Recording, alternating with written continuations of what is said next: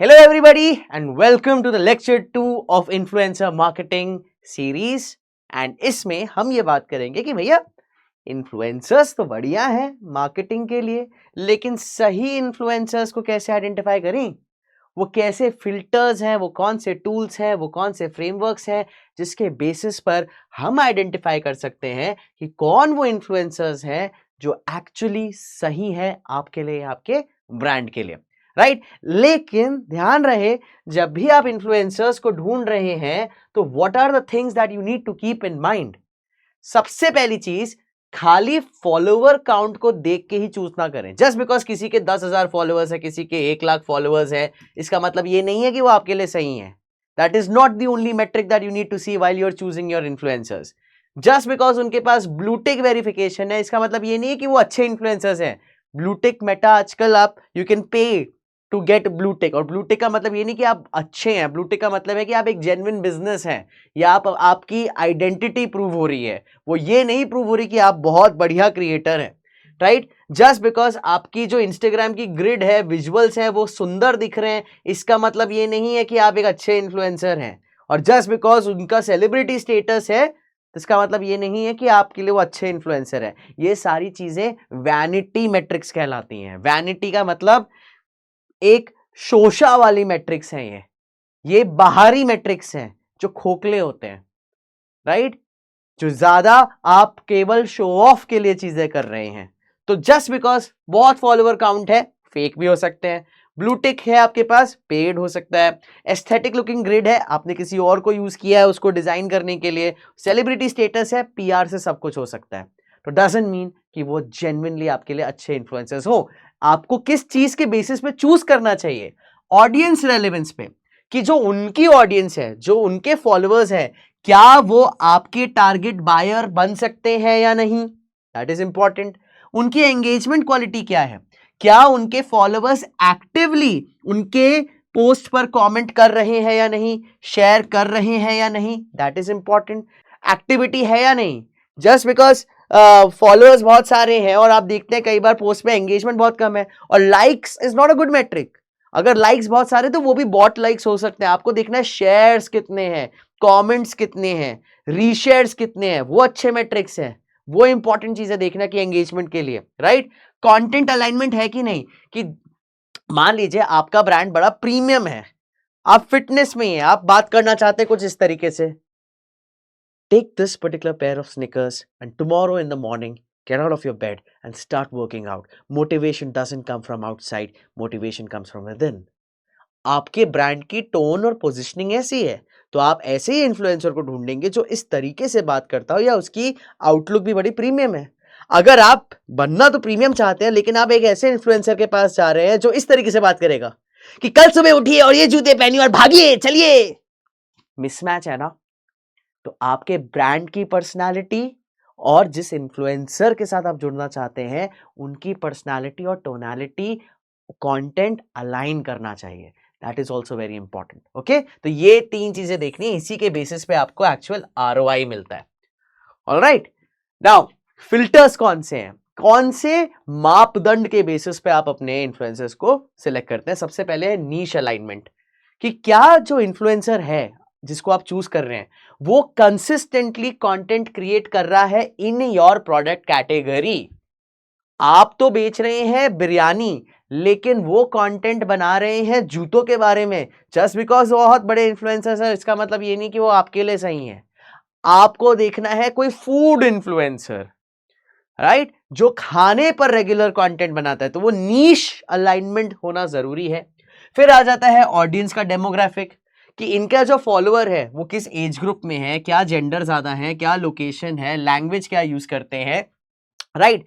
अगर आप Mumbai based skin care brand हैं जो कि 18 से 24 साल के लोगों को टारगेट कर रहा है, तो आप ऐसे इन्फ्लुएंसर के पास नहीं जाएंगे जिनकी ऑडियंस ही 40 साल के ऊपर है, और प्राइमरली उनकी 40 साल की ऑडियंस जो है, ऊपर वाली ऑडियंस, वो मुंबई की है भी नहीं, वो सिंगापुर की है, वो अमेरिका की है, वो रशिया की है। ठीक है, ये भी पॉसिबिलिटी होती है। अगर आप इन्फ्लुएंसर्स के ऑडियंस डेमोग्राफिक्स को नहीं देखेंगे तो आपका कंटेंट कहीं और ही कंज्यूम किया जा रहा होगा जो आपकी टारगेट ऑडियंस है ही नहीं, तो आपके पैसे भी बर्बाद, विजिबिलिटी तो मिलेगी ही नहीं। दूसरी चीज आपको देखनी है ऑडियंस डेमोग्राफिक। फिर एंगेजमेंट रेट, अगर उनके पास फॉलोअर्स बहुत है लेकिन एंगेजमेंट बहुत लो है तो वो रेड फ्लैग है, दूर भागो इनसे। आप कैलकुलेट करोगे एंगेजमेंट रेट टू अंडरस्टैंड कि ये जेन्युइनली अच्छा कंटेंट इनका एंगेज हो रहा है कि नहीं हो रहा। चौथी चीज कंटेंट क्वालिटी, उनका प्रोडक्शन स्टाइल कैसा है, उनकी एस्थेटिक्स कैसी हैं, वो स्टोरी टेलिंग कैसे करते हैं, कितने वो कंसिस्टेंट हैं। उनसे अगर आप कंटेंट बनवाएंगे तो आपका ब्रांड प्रीमियम दिखेगा या चीपर दिखेगा या मासी दिखेगा, ये आपको देखना है। कंटेंट की क्वालिटी एंड कंटेंट का अलाइनमेंट आपके ब्रांड के साथ होना जरूरी है, राइट। ऑथेंटिसिटी चेक करिए कि उनके फॉलोअर्स रियल हैं भी या नहीं, फेक फॉलोअर्स हैं, बॉट्स हैं, आपको दिख जाएगा। एक टूल हम देखेंगे सोशल ब्लेड, उसमें हिस्ट्री दिख जाती है कि सडनली आप देखोगे कि किसी हफ्तों में इतने सारे फॉलोअर्स बढ़ गए और यूं घट गए, फिर धीमे धीमे बढ़ रहे हैं, राइट। तो अगर ऐसा एकदम से इन्फ्लक्स दिखता है मतलब इन्होंने पैसे देके फॉलोअर्स खरीदे हैं, फेक फॉलोअर्स खरीदे हैं, राइट, इन्फ्लेटेड फॉलोअर्स खरीदे हैं, तो उनका ऑडिट करना जरूरी है। फेक फॉलोअर्स के सामने आपका कंटेंट जा रहा है, कोई फायदा नहीं है, राइट। और ये भी देखिए कि पिछले उनके जो पास्ट किस तरीके के ब्रांड्स के साथ वो कोलैबोरेट कर रहे हैं, उनकी हिस्ट्री देखिए कि सिमिलर अच्छे प्रीमियम ब्रांड्स है, किन किन ब्रांड्स के लिए उन्होंने कंटेंट बनाया है, उसमें कैसा एंगेजमेंट आया है। This will all be some very good factors for you. तो ये 6 फिल्टर्स हैं जिसके बेसिस पे आप सही इन्फ्लुएंसर अपने लिए चूज करेंगे। एंगेजमेंट रेट आपको कैलकुलेट करना है, मान लीजिए आपके पास कोई टूल नहीं है तो कैसे करते हैं, ये बहुत important, it's the single most important metric for evaluating influencer की क्वालिटी। ये आपको बताएगा कि ऑडियंस जेन्युइनली इंटरैक्ट कर रही है कि नहीं कर रही है उस इन्फ्लुएंसर के साथ। तो एंगेजमेंट रेट आप कैसे कैलकुलेट करेंगे, ये देखिए, total likes plus comments divided by total followers into 100। तो नैनो इन्फ्लुएंसर्स जो हैं 1000 से 10,000 के जिनके फॉलोअर्स हैं, जिसमें आपको हाईएस्ट ट्रस्ट मिलता है, सबसे ज्यादा एंगेज कम्युनिटीज मिलती है, आप देखोगे उनका जो एंगेजमेंट रेट है वो 4 to 8% के बीच में रहता है, which is very good. Micro influencers जो हैं जिनके 10,000 से 1 लाख फॉलोअर्स होते हैं, इनका जो एंगेजमेंट रेट रहता है इंडस्ट्री स्टैंडर्ड के हिसाब से 3 से 6%, उससे थोड़ा कम। और जो मैक्रो इन्फ्लुएंसर्स होते हैं जिनके 1 लाख से ज्यादा फॉलोअर्स हैं, इनसे रीच तो आपको बहुत मिल रही है लेकिन पर फॉलोअर एंगेजमेंट कम है, तो 1 से 3% एंगेजमेंट ही मिल रहा है। इसीलिए मैंने कहा था शुरुआत में कि अगर आपको ज्यादा तेजी से बढ़ना है, सही लोगों के सामने, सही ऑडियंस के सामने आपके ब्रांड को आप एस्टैब्लिश करना चाहते हैं, राइट, तो नैनो इन्फ्लुएंसर्स को आपको चूज करना है, ठीक है। तो दैट इज वेरी इंपॉर्टेंट। ये देखो, अगर किसी के पास 15,000 फॉलोअर्स हैं और उसका एंगेजमेंट रेट 5% है, वो वाला इन्फ्लुएंसर आपके लिए बहुत ज्यादा बेहतर है वर्सेस जिसके 5 लाख फॉलोअर्स है और एंगेजमेंट रेट खाली 0.5% है। गणित है, आप ही लगा लीजिए, राइट। ये आपको देखना जरूरी है। जस्ट बिकॉज बहुत followers does not mean they are the right people. Now कौन से वो टूल्स हैं जिसके बेसिस पे आप इन्फ्लुएंसर्स को ढूंढ सकते हैं, कैसे ढूंढ सकते हैं? सबसे पहला तरीका है फ्री मेथड्स। ये फ्री मेथड्स क्या है? खुद इंस्टाग्राम इन इटसेल्फ। इंस्टाग्राम का सर्च बार है, एक्सप्लोर बार है, वहां पे हैशटैग सर्च करिए। फॉर एग्जांपल अगर आप किसी फिटनेस इन्फ्लुएंसर को ढूंढ रहे हैं तो खाली हैशटैग फिटनेस टाइप करिए, या हैशटैग प्रोटीन पाउडर टाइप करिए, या हैशटैग जिम टाइप करिए, तो आपको दिख जाएगा कि ऐसे कौन कौन लोग हैं जो इन हैशटैग्स के अराउंड कंटेंट बना रहे हैं। तो आपको रेलेवेंट क्रिएटर्स मिलेंगे उस कैटेगरी में, आपकी कैटेगरी के होने जरूरी है। फिर आप एक्सप्लोर पेज में जा रहे हैं, जो इंस्टाग्राम का एक्सप्लोर पेज है, वहां पे आपको रील्स दिखेंगी, आपको ट्रेंडिंग क्रिएटर्स दिखेंगे आपके कैटेगरी में, आपके ब्रांड के कैटेगरी में, तो वहां पे आप आइडेंटिफाई करिए। अपने कॉम्पिटिटर्स के पेजेस पे जाइए, आपके जो भी कॉम्पिटिटर्स हैं उनमें देखिए कि वो किन इन्फ्लुएंसर्स को यूज कर रहे हैं, किन के साथ ऑलरेडी काम कर रहे हैं। तो जिन इन्फ्लुएंसर्स के साथ आपका कॉम्पिटिटर काम कर रहा है, तो आप उस इन्फ्लुएंसर के जैसे और इन्फ्लुएंसर्स को ढूंढ सकते हैं, राइट। और आप ऑब्वियसली यूट्यूब पर, इंस्टाग्राम पे अपने प्रोडक्ट का नाम डालिए, अपने कैटेगरी का नाम डालिए, आपको बहुत सारे इन्फ्लुएंसर्स दिख जाएंगे। उसके बाद आते हैं पेड टूल्स। ये मैं आपको विजुअली भी दिखाऊंगा। अपफ्लुएंस है एक प्लेटफॉर्म, यहाँ पे आपको YouTube, Instagram सबके इन्फ्लुएंसर्स भी मिल जाते हैं, उनके मैट्रिक्स भी मिलते हैं कि क्या वो अच्छे इन्फ्लुएंसर्स हैं, खराब इन्फ्लुएंसर्स हैं, एंगेजमेंट रेट क्या है, ये सारी इन्फॉर्मेशन मिलती है। उसी तरीके से मोडैश है, हीप्सी है, हाइप ऑडिटर है, इन्फ्लुएंसिटी है। हम अफ्लुएंस को अभी थोड़ी देर में आपको मैं दिखाऊंगा कि कैसे यूज करना है, राइट। फेक फॉलोअर्स भी अगर आपको डिटेक्ट करने हैं तो इन टूल्स के बेसिस पे, अफ्लुएंस के बेसिस पे और एक दो और टूल्स है जैसे सोशल ब्लेड, उसमें आप आइडेंटिफाई कर पाओगे कि ये फेक फॉलोअर्स है या नहीं। तो अगर आपको डिटेक्ट करना है फेक फॉलोअर्स या फेक इन्फ्लुएंसर्स, तो आप ये देखिए कि पिछले कुछ दिनों में, मान लीजिए पिछले 30 दिनों का डेटा या 60 दिनों के डेटा में सडन फॉलोअर्स तो नहीं बढ़ गए इनके, कि अभी तक तो चलो 4000 थे, अब एकदम से 20,000 कैसे हो गए। ये ऑर्गेनिक नहीं हो सकता, राइट। अगर वो एड्स भी चला रहे हैं तब भी इतनी स्पाइक नहीं होती, और एड्स में तो फिर भी कंटेंट देख के लोग आपको फॉलो कर रहे हैं। ये होते हैं फेक बॉट फॉलोअर्स, अगर आपको सडनली दिख रही है चीजें बढ़ती हुई। उसके बाद आप देख रहे हैं कि भैया इनके कंटेंट में लाइक्स तो हजारों लाइक्स हैं, कमेंट्स खाली 2-3 है। बहुत सारे लाइक्स हैं इनके पोस्ट पे, इनके रील्स पे, इनके कंटेंट में, लेकिन कमेंट्स खाली 2-3 है। तो इसका मतलब क्या है, जो बॉट्स होते हैं ना, वो लाइक कर सकते हैं बट वो मीनिंगफुल कंटेंट में कमेंट नहीं डाल सकते। तो ये भी एक रेड फ्लैग होगा कि अच्छा बहुत सारे लाइक्स हैं, कमेंट्स इसके कम इतने क्यों हैं, शेयर्स इसके इतने कम क्यों हैं, ये आपको सोचना है, ठीक है। अगर आपको कमेंट्स में ये नजर आते हैं जेनेरिक या spamming comments, right, nice pic और लव दिस, और आपको दिख रहा है हर दूसरा चौथा कमेंट ये ऐसा है, तो ये फेक कमेंट्स। क्लिक फार्म बैठे हैं बांग्लादेश में, अलग अलग कंट्रीज में, इवन इंडिया में भी, जहां पे लोग बैठ के सिर्फ फेक कमेंट्स डाल रहे हैं, और उनके पास तो टेम्पलेट है, वो अपना दिमाग तो लगा नहीं रहे हैं, एक ही चीज को कॉपी पेस्ट कर रहे हैं हर एक पोस्ट में, तो आपको तब भी नजर आ जाएगा कि यहां दाल में कुछ काला है, ठीक है। और उनके स्टोरी के व्यूज भी कम है। तो ये 4 चीजें हैं जिसको आप खुद देख के नजर लगा सकते हैं कि ये जेन्युइन फॉलोअर्स है इनके या नहीं, या फेक इन्फ्लुएंसर्स हैं। और टूल्स अगर हम बात करें तो आपके पास सोशल ब्लेड करके एक टूल है, हाइपर ऑडिटर है, मोडैश है। इन सभी टूल से आप आइडेंटिफाई कर पाओगे कि ये जेन्युइन इन्फ्लुएंसर्स आपके हैं या नहीं। तो चलिए देखते हैं कि कैसे हम अफ्लुएंस का इस्तेमाल करते हैं और कैसे हम सोशल ब्लेड का इस्तेमाल करते हैं। सो गाइज, अभी आप जो देख रहे हैं ये प्लेटफॉर्म है अपफ्लुएंस। तो अपफ्लुएंस पे आप जा सकते हैं, जैसे आप टाइप करेंगे upfluence.com, तो इसका एक फ्री वर्जन भी मिलता है, पेड वर्जन भी मिलता है। फिलहाल जो आप मेरे स्क्रीन पर देख रहे हैं ये एब्सोल्युटली हम यहाँ पे फ्री वर्जन, मैंने यहाँ पे अकाउंट क्रिएट किया। अकाउंट क्रिएट करने के बाद आपको कुछ इस तरीके का डैशबोर्ड नजर आता है। अगर आप यहाँ देखें तो ऊपर फाइंड क्रिएटर्स का ऑप्शन है, सिलेक्टेड क्रिएटर्स का ऑप्शन है, रिजेक्टेड है, लुक अलाइक्स है। अब आपको क्या करना है, यहाँ पे सारे फिल्टर्स हटा देता हूँ मैं एक बार, क्लियर ऑल फिल्टर्स। यहाँ पे आपके पास ऑप्शन आएगा कि आप किसी इन्फ्लुएंसर को ढूंढना चाह रहे हैं, तो आप यहाँ पे जैसे डाल सकते हैं, फॉर एग्जाम्पल आप चाहते हैं कि जो भी बिरयानी पर कंटेंट बना रहा है वो हमारे सामने आए, हैशटैग बिरयानी, ठीक। अब बिरयानी पे आप देखें, यहाँ पे ये इन्फ्लुएंसर्स दिखा रहे हैं हमें कि ये अलग अलग लोग हैं जो अलग अलग देशों के, जो बिरयानी पे कंटेंट बनाते हैं।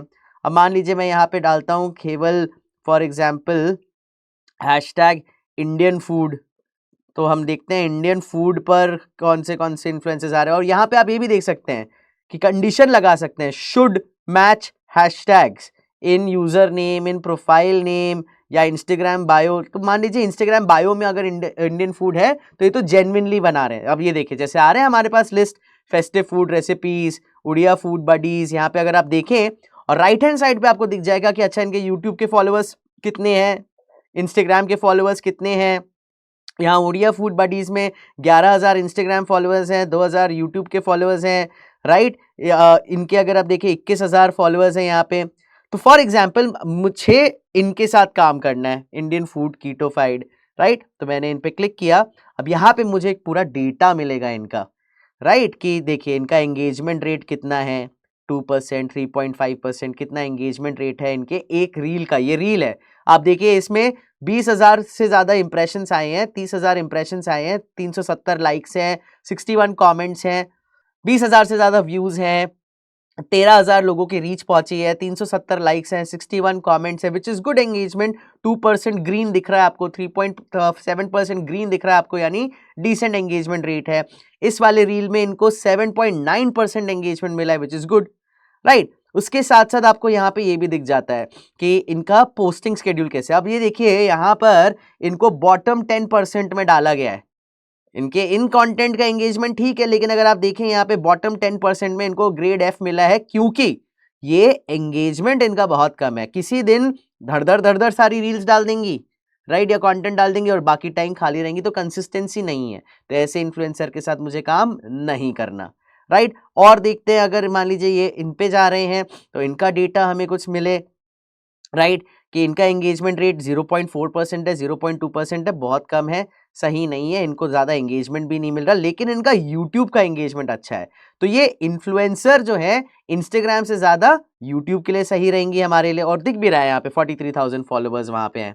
उड़िया फूड बडीज पे देखते हैं 11,000 इनके फॉलोअर्स हैं, और आपको दिख रहा है यहाँ पे कॉमेंट्स इनको टॉप 60% मिल रहे हैं। तो लाइक्स भली कम है, एंगेजमेंट कम है, कमेंट्स काफ़ी ज़्यादा मिल रहे हैं इन्हें इनके कंटेंट पे। और अगर आप देखें तो एवरेज एंगेजमेंट दिसंबर से इनका अकाउंट जो है ऊपर जाता रहा, राइट। तो ये आपको समझ में आ रहा है। इसी प्रकार से आप और ज़्यादा चीज़ें यहाँ पे अलग अलग इन्फ्लुएंसर्स को आइडेंटिफाई कर सकते हैं। अब यूज़र नेम के हिसाब से भी कर सकते हैं। फॉर एग्जाम्पल आपको जानना है कोई एक स्पेसिफिक इन्फ्लुएंसर, मान लीजिए तन्मय भट्ट, राइट, कि तन्मय भट्ट का हमारा क्या हमारे पास उनके मेट्रिक्स आते हैं, राइट। तो तन्मय भट्ट हमने डाला यहाँ पर और ये हमें उनका दिख रहा है अकाउंट यहाँ पर। तो आप देख सकते हैं कि इनका एंगेजमेंट रेट कितना है, 2.1 मिलियन है, एवरेज लाइक्स 1,29,000 है, एवरेज कमेंट्स है, एवरेज एंगेजमेंट रेट 6.2% है। Despite him being a macro influencer इनका एंगेजमेंट रेट अच्छा है, टॉप 5% में आते हैं, लाइक्स भी टॉप 5% में है, कमेंट्स भी टॉप 5% में है, एंगेजमेंट भी अच्छा है, पब्लिकेशन टाइम भी रेगुलर कर रहे हैं। तो ये है आपका अफ्लुएंस। अब इसी तरीके से सोशल ब्लेड है, ये जो आप टूल देख रहे हैं सोशल ब्लेड, यहां से हमें ये पता लग जाएगा कि इनके जो फॉलोअर्स हैं वो जेन्युइन है कि नहीं। जैसे कि मैंने कहा था, अगर वीकली आपको फॉलोअर्स दिख रहे हैं कि ठीक ठाक लेवल से बढ़ रहे हैं तो ये पेड नहीं है, लेकिन सडनली अगर आपको कोई स्पाइक दिखती है तो आपको पता लग जाएगा। यहाँ पे भी आपको डेटा दिख रहा है, कितने फॉलोअर्स हैं, कितने इनने मीडिया डाला है, एंगेजमेंट रेट कितना है, एवरेज लाइक्स कितने हैं। तो इनका एंगेजमेंट रेट अच्छा है, तो ये जेन्युइनली इनके फॉलोअर्स फेक नहीं होंगे। मंथली गेन्ड फॉलोअर्स अगर आप देखें तो पिछले साल मतलब 2024 में काफी फॉलोअर्स इनके गिरे थे, कंट्रोवर्सी हुई थी, फिर 2024 में बढ़े, फिर घटे, फिर बढ़े, फिर घटे। ये दिख रहा है कि अप एंड डाउन हो रहा है, और एक ऐसा नहीं है कि बहुत ही ज्यादा ऊपर चलेगा और बहुत ही ज्यादा नीचे चलेगा, एक मोमेंटम यहाँ पे फॉलो किया जा रहा है, राइट। तो इनकी ये कहीं से फॉलोअर्स खरीद नहीं रहे हैं, ठीक है। ये भी अगर आप देखें कि मंथली गेन मीडिया है तो ये खरीद नहीं रहे हैं, एक आपको लेवल दिख रहा है। फेक अगर इन्फ्लुएंसर्स को आप देखेंगे तो आपको सडनली यहाँ पे ये जैसे ये पीक यहाँ है, आपको बहुत ऊंची पीक यहाँ नजर आएगी, हर लगातार आपको बहुत ज्यादा ऊंची पीक नजर आएगी कि 5-5 दिन में आपको बहुत सारे फॉलोअर्स गेन होते हुए दिख रहे हैं, तो वो आपके फेक फॉलोअर्स के साथ हो सकते हैं। तो गाइस, अफ्लुएंस है, सोशल ब्लेड है, इन टूल्स को आप यूज कर सकते हैं to identify the right kind of influencers, and then आपको ये सारी चीजें प्रैक्टिस में डालनी है, ठीक है। You should be looking at, ये आपका टास्क है, ये आपका टास्क है इसके बाद, और आपको कमेंट्स में लिखना है कि आपको ये सारे करके आपको क्या मिल रहे हैं। 3 स्किन केयर माइक्रो इन्फ्लुएंसर्स को ढूंढिए और आपने क्यों उनको चूज किया उसके बारे में कमेंट डालिए। आप मान लीजिए आप स्किन केयर ब्रांड है, आप 3 माइक्रो इन्फ्लुएंसर्स यानी 10,000 से लेकर के 1 लाख के उनके फॉलोअर्स होने चाहिए, उनको आपको सिलेक्ट करना है, राइट। स्किन केयर आपके माइक्रो इन्फ्लुएंसर्स होने चाहिए, बेस्ड इन इंडिया। सर्च करिए, शॉर्टलिस्ट करिए, इंस्टाग्राम में hashtag skin care routine, hashtag Indian skin care, hashtag glow up, इस तरीके के हैशटैग्स डाल के आइडेंटिफाई करिए। ये जो 6 फिल्टर्स हमने बात करें उसके बेसिस पे यहाँ पे इवैल्यूएट करिए, और उसके बाद कमेंट में डालिए कि आपने ये 3 इन्फ्लुएंसर्स क्यों सिलेक्ट किए। एंड याद रखिएगा, डिस्क्रिप्शन में कोर्स का लिंक है, अगर अभी तक लॉगिन नहीं किया तो लॉगिन करिए, एमसीक्यू सॉल्व करिए, ये असाइनमेंट के आंसर्स हमारे पास अब कमेंट्स में डालिए, and then ensure that you get certified as well. मिलते हैं अगले लेक्चर में।